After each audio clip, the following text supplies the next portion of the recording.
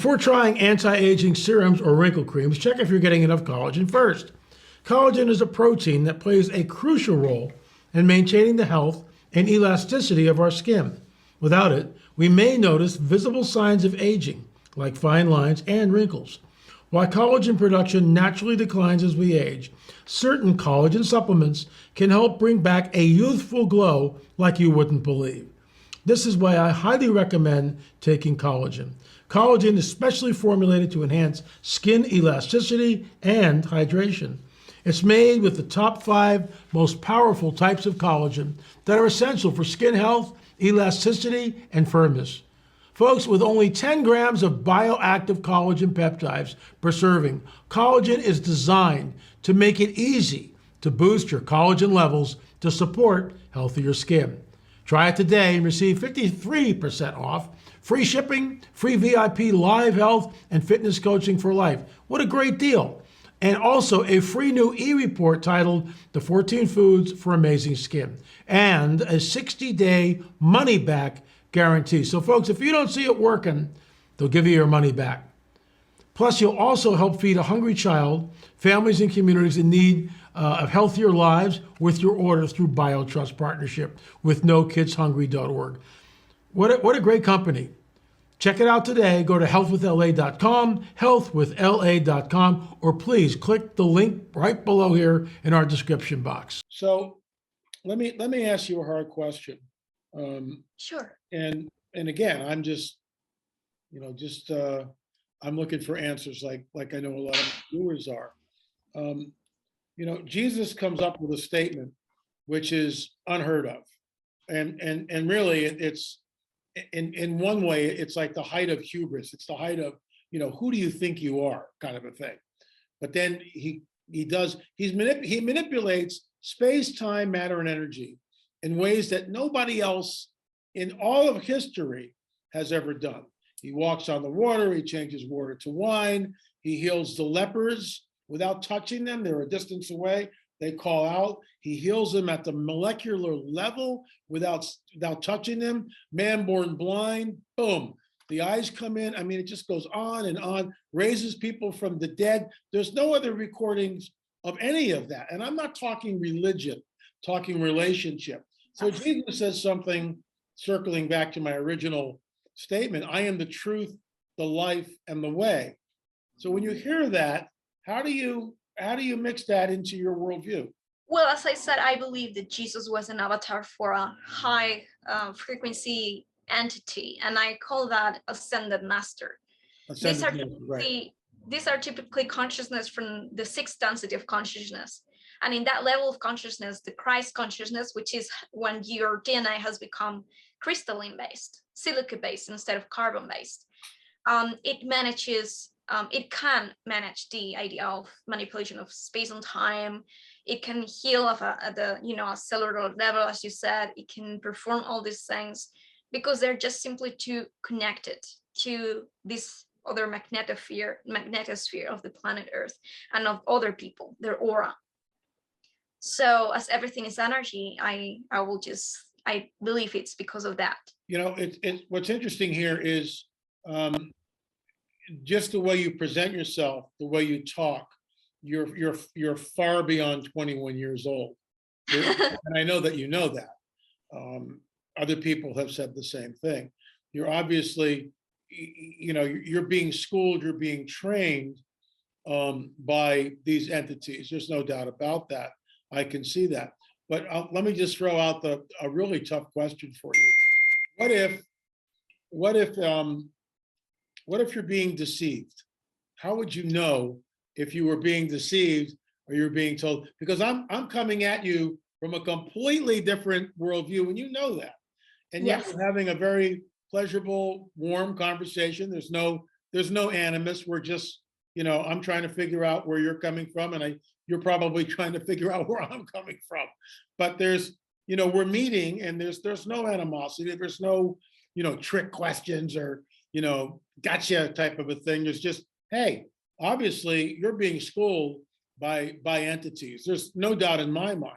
But what if you're being deceived? That's the tough question.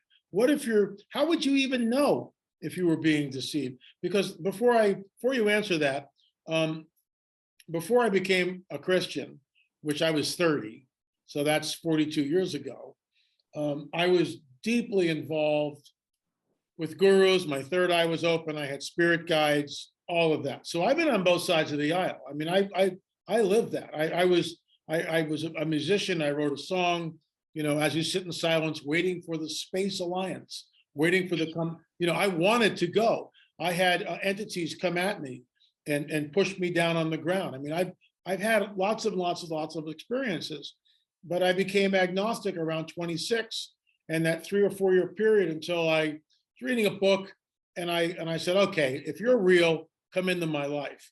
And he did. And everything just went flip. And the war that went on inside of me, because it's always right here, as I was being pulled out of the kingdom of darkness into his kingdom, it was like World War III. So having been on both sides of the aisle, at least on some level, third eye open, chakras, energies, spirit guides, I've done all that. How do you know that you're not being deceived? Well, because the beings, I was deceived too. I was deceived by the beings that performed this MK Ultra, etc. on me. The what? What was that? The beings that perform and control me. Okay. The military tried to deceive me many times, but fortunately, I got my star family reach out to me and help me save my life, because some of my experiences with even really strong, so I was really like attacked physically. So at that moment, I just observed that my discernment, my way to discern, it was to see if I resonated to on a heart level or not, because I was receiving energy from many directions. So to me, the discernment was just basically deciding if I just resonate with it on a vibrational level or not. And what I believe about Christianity versus New Age is that, I'm not a New Ager, by the way. I'm just simply like, let's say, into spirituality as a general thing. But I believe that Christianity can be compatible with certain other teachings, if you know what I mean. Because again, these are avatars for ascended masters. So even Jesus Christ's energy can be also expressed in another part of the world, saying similar things, but in a different body or in a different way. So we can see right now lives that embraces Jesus Christ within their hearts, that are not him, but his energy within them. They represent his attributes, his signature frequency. So I believe that many people can be tuning into that truth without necessarily being the face of Christianity, Interesting, because I've heard that's how it's always couched that way, that Jesus was an ascended master, and I've heard that forever, since I was a teenager. Let me ask you another really hard question. We know that people are abducted. I've spoken to women that have been impregnated by them, and usually in the first trimester, they are re-abducted, and then the baby has taken from them, and then years later they're shown the hybrid child. Has that happened to you? Yes. And but I am not working with the hybrid parents anymore, because their plan, they have an agenda, which is to take those children, the children that are on the ships made from gray DNA and human DNA, to come here and eventually mix with us, so that they create another species that will eventually replace humanity. This is an agenda on purpose from the grays, so that they can insert and impose their genetics. And when I realized that, and I started to speak up against them in my interviews, etc., I was even attacked with hostility. So ever since I got those experiences and I realized that what they truly want to do, and not just by my words or downloads, they say this literally through a channel or that represents them. I start working with them, and I know they took my DNA. I know I have children there, but I don't consider them to be my children. My children will be human, perhaps a starseed, of course, indigo children, whatever, but they won't be mixed with those children. So let me ask you something. Were you physically, were you pregnant? Do you know that you were pregnant, or was it mentally? What, or did they just take ovum from you and do it that way? How was it done? I had the really strange experiences with my hormones, with my womb, let's say, but I never was pregnant. As Okay. it was more like an egg extraction. Okay. So they took genetic material from you and created some sort of a hybrid entity. Very interesting. Yes. Yeah, we've heard this over and over and over again. And just the fact that that's going on to me is a huge red flag. I spoke to this one woman years and years ago. She actually heard me on Coast to Coast. She was a contactee. She had voice to skull communication, telepathically, voice to skull communication. Um, they would tell her, go outside, we're here. She would go outside. I mean, she sent me photographs. They were destroyed in the fire, but she sent me photographs. Plain as the nose on my face, there are 2 or 3 grays, 10 feet away, 20 feet away, just standing there. She contacted me because she heard me on Coast to Coast. And I was giving her the other side of the aisle and saying, well, what if these entities have an agenda that's not a good agenda? And so we talked, and the bottom line was, she realized something was, because, and this is sort of like a warning, grandpa here, just, looking at you going, hey, wait a minute. Eventually, let me back up before I get to that. I spoke at a UFO conference in Utah about a month ago. And after I was done presenting, because I was the only guy presenter there presenting something completely different. Everybody, they're from Zeta Reticuli or, whatever, and they're benevolent and it's here and basically your side of the aisle. And so I presented my stuff. And I had a guy come up to me and pick my brain for about 20 minutes after I was finished in the lunchroom, as I'm trying to chew in my roast beef sandwich, right? Whatever. And he said, well, LA, what do you think the end game here? What do you think the end game is? And I looked at him and I said, well, the end game, in my opinion, is to take your soul. They want your soul. That's the end game. They're going to get your soul. And circling back to the woman that on Coast to Coast that heard me on Coast to Coast, and we spoke and we talked, and she asked me, what do you think's going on? I said, they eventually will turn on you. And I realized, from your perspective, a statement like that is incredibly paranoid. And, it's like from me, but it's sort of like a grandfatherly warning, as it were, that if they are messengers of deception, as Jacques Vallée calls them, then they're going to lead you. And at some point,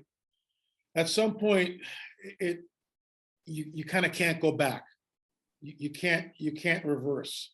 I mean, it's sort of never too late, but like with this woman, she was down to like 90 pounds.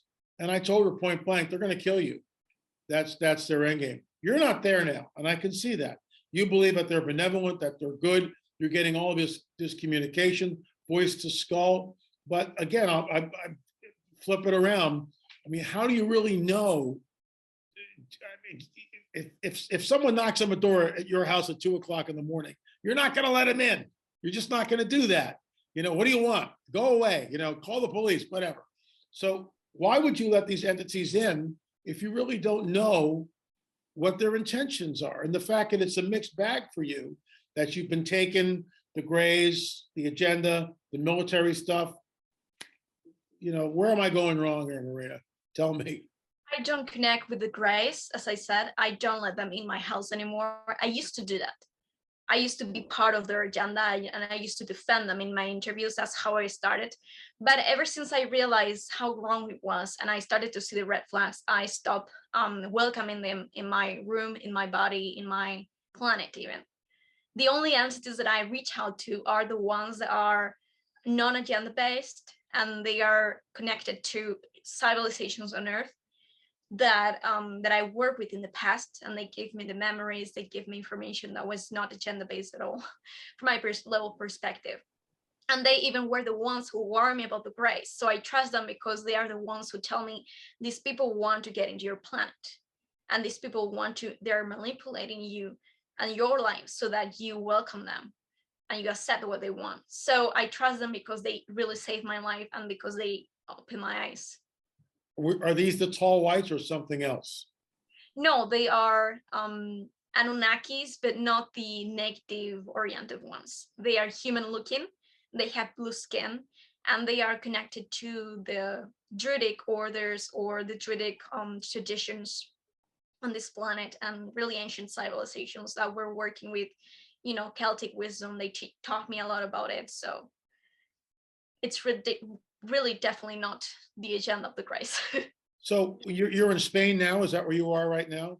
Yes. So have you visited any megalithic sites? Have you, I mean, can you call down craft? I mean, how do things like, because I'll go to your website when this is done and take some, you know, shots from it and show the folks what kind of, you know, things that you're involved with. But have you done that?